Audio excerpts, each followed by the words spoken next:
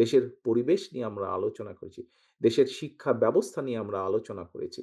কিভাবে শিক্ষা ব্যবস্থাকে আমরা গড়ে তুলতে পারি। বিগত প্রায় ১ বছরের বেশি সময় ধরে বলে আসছি যে আমাদের সামনের সময়গুলো কিন্তু খুব ভালো নয়। সামনে অনেক কঠিন সময়ে অপেক্ষা করছে আমাদের জন্য। বিভিন্নভাবে বিভিন্ন রকম ষড়যন্ত্র বিভিন্ন জায়গায় হচ্ছে। এই ষড়যন্ত্র রুখে দিতে পারে এই দেশের জনগণ এবং এই ষড়যন্ত্র জনগণকে নিয়ে সাথে রুখে দিতে পারে বিএনপি বাংলাদেশ জাতীয়তাবাদী দল। Bashundhara public school and college ২০২৬ শিক্ষাবর্ষে ভর্তি চলছে।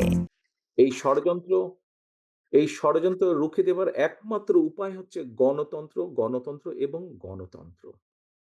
আমরা যদি গণতন্ত্রকে প্রতিষ্ঠিত করতে পারি, যেকোনো মূল্যে জনগণের মতামতকে প্রতিষ্ঠিত করতে পারি, তাহলে অবশ্যই অনেক ষড়যন্ত্রকে আমরা রুখে দিতে পারব।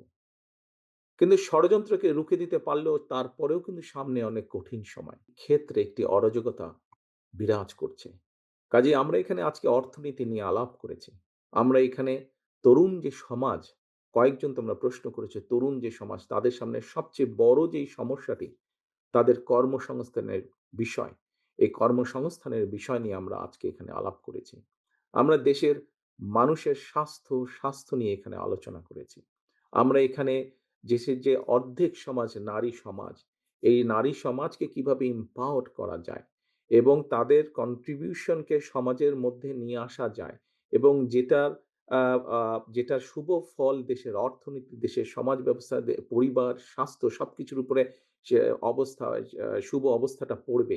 কিভাবে সেটা করা যায় তা নিয়ে আমরা আলোচনা করেছি। দেশের পরিবেশ নিয়ে আমরা আলোচনা করেছি। দেশের শিক্ষা ব্যবস্থা নিয়ে আমরা আলোচনা করেছি। কিভাবে শিক্ষা ব্যবস্থাকে আমরা গড়ে তুলতে পারি।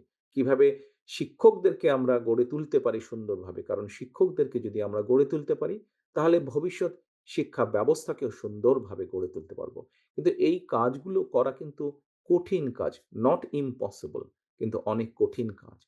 এবং দেশ এবং জাতিকে যদি নেতৃত্ব দিতে হয় তাহলে অবশ্যই একটি পরিকল্পনা আমাদের সামনে থাকতে হবে।